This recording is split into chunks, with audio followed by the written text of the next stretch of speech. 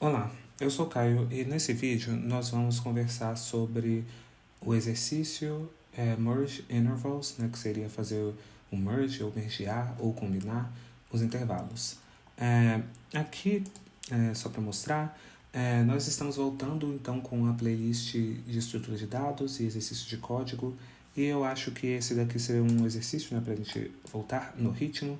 O que então seria esse merge intervals, né? A gente vai receber então um array, onde que nós vamos ter vários intervalos e nós vamos ter que combinar eles de acordo, né? Então aqui nós temos e aqui assim, né, o que a gente quer de volta é devolver um array com todos esses intervalos de forma com que eles sejam combinados, né, de forma, se você vê que algum dos arrays poderiam ser combinados, eles vão ter que ser combinados, né? Isso, né? Ele até usa aqui o non overlapping, né? Se você tiver um valor que poderia estar dentro de algum desses intervalos, você junta os dois, né? Um exemplo aqui é esse 1 e 3, 2 e 6, né? Você vê que o 2 ele está dentro desse intervalo anterior e o 6, né, é maior, então aqui ele vira 1 e 6, né? Então você pode escrever ele como um intervalo só. E é para fazer isso tudo e devolver, né? Aí aqui tem dois exemplos, né? E aqui o segundo exemplo é 1 e 4, e 4 e 5, e ele pode ser compreendido, né? Juntado assim, como 1 e 5, né? Então, ok, como que nós vamos então fazer isso, né? Esse exercício ele é bastante, ele é bem direto, né? Então, como que nós vamos então fazer isso? Nós vamos criar então uma variável aqui, né, que eu vou chamar de res, né? E nele a gente vai então percorrer o nosso array, né? E nós vamos verificando se a gente já tem aquele array, né? Se o array que nós temos na resposta, ele já compreende tudo que, né, é possível ali, ou a gente precisa atualizar ele. Se já compreender tudo, nós não vamos fazer nada. Se ele precisar de ser atualizado, a gente vai atualizar ali, né, o final.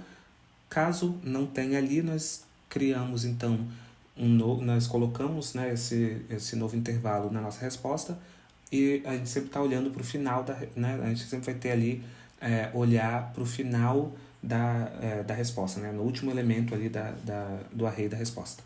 Só que para a gente conseguir fazer isso, a gente precisa então garantir que o nosso intervalo está... nós temos um array de intervalos que estão ordenados, né? Então a primeira coisa que a gente vai fazer então vai ser ordenar, né? Depois a gente vai então fazer aquela verificação.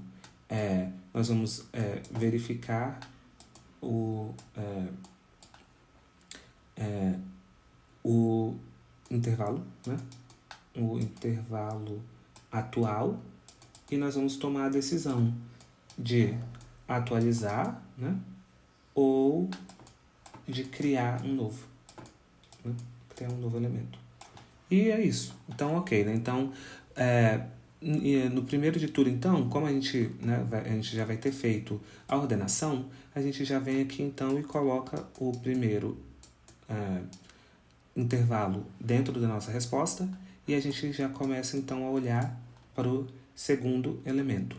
E aí a gente vai fazer aquela verificação, né? Como aqui, esse primeiro elemento aqui que nós estamos olhando, né?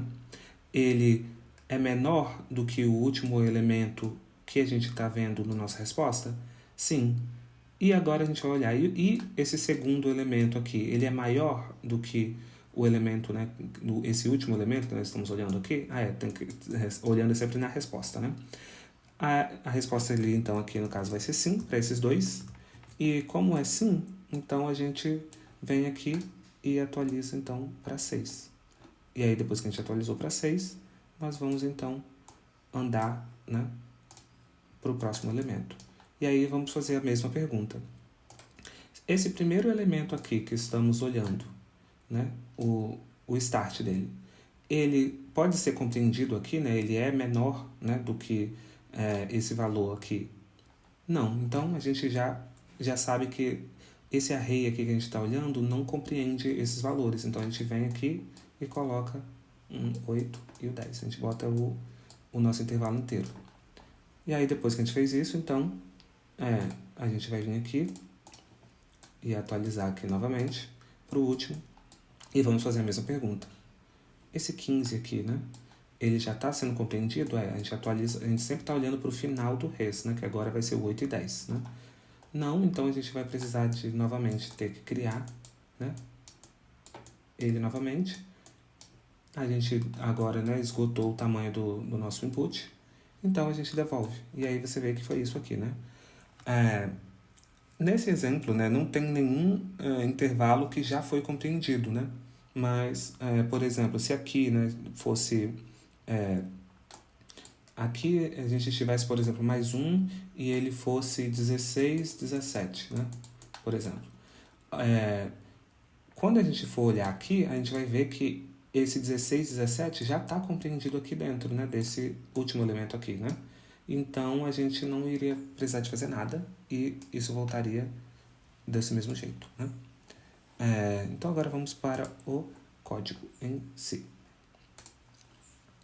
Então, a primeira coisa a gente vai ter que fazer é o sort, né? A gente vai ordenar, criar, então, aqui o res, né? Que vai ser a nossa resposta, e já vamos colocar aqui, então, o elemento da posição 0, né? Então, seria, nesse caso aqui, né, nesse exemplo, seria 1 e 3, né?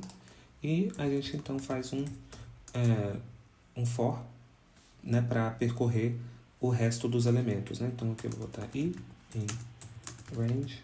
E aí a gente começa, então, do 1, né? Já que vai ser, então, esse segundo, o elemento para frente, né? Até o length do intervals, né? Ok.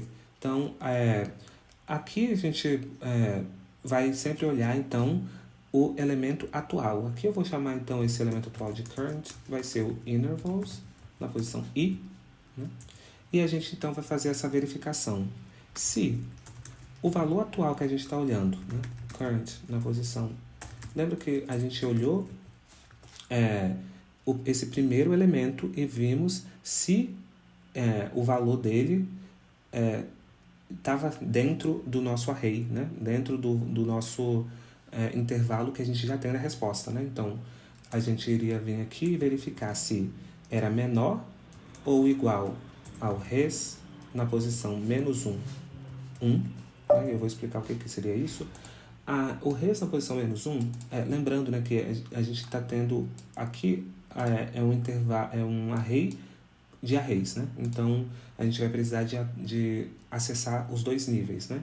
Esse primeiro nível aqui é para garantir que a gente está olhando para o último elemento do array, né? Que esse menos 1 significa pegar o último, né? E esse 1 significa o segundo valor. Então, a gente quer saber que esse primeiro valor do current é menor do que o último, que aqui no caso o res está com 1 e 3, né? Então seria isso. E a gente também tem que verificar se o current, 1, né? Ou seja, se esse segundo elemento do current, né? Lembrando que o current que a gente vai estar olhando aqui começa do 1, né? Então, só para dar um exemplo. Ele é maior do que esse último aqui, porque se for, a gente vai ter que atualizar. Então, isso significa que o current na posição 1 é maior do que o res na posição menos 1, 1. Né? E aí, caso seja, a gente vem aqui no res na posição menos 1, 1 e atualiza para o current 1. E a gente pode fazer isso, né, assim, a gente pode fazer essa verificação porque a gente tem o array ordenado, né? Então, isso. E aí agora, então, a gente vai... De vez em a gente fazer um else, né? Porque existe também aquela situação onde que os valores que a gente está olhando já estão compreendidos dentro do array, então a gente não atualiza, né? Então a gente vai verificar agora aqui qual que é a outra condição que a gente vai precisar de atualizar o nosso array, né, de resposta. Que vai ser quando o current na posição 0 ele for maior do que o res na posição menos 1 e 1. Né? Ou seja, aqui, um exemplo aqui, né? Se a gente tivesse esse 2 e 6, né? Aqui, né? A gente vai ter... depois que a gente fez o merge, a gente ficou com 1 e 6, né? Essa vai ser a resposta. Quando a gente estiver olhando aqui para esse elemento, 8 e 10, a gente vai fazer essa verificação aqui. Se esse elemento 8, ele é maior do que o 6, sim. Então, significa que aquele intervalo que a gente está olhando não compreende esses valores. Então, a gente vai e coloca esse valor completo, né? Então, a gente vem aqui no res.append e a gente pode vir aqui e colocar o current mesmo. E isso seria o suficiente, né? Porque da próxima vez, né, a gente está sempre olhando, como a gente está colocando aqui o -1, a gente está sempre olhando para o final do nosso array de resposta. Então, ele vai sempre fazer essa verificação e verificar se ele precisa ou atualizar ali o final, ou se ele vai precisar de colocar como um novo. Depois que a gente faz isso, né, eventualmente a gente vai ter andado por todo o array do input, né, e a gente vem então aqui e retorna o res. Assim, é um pouco de...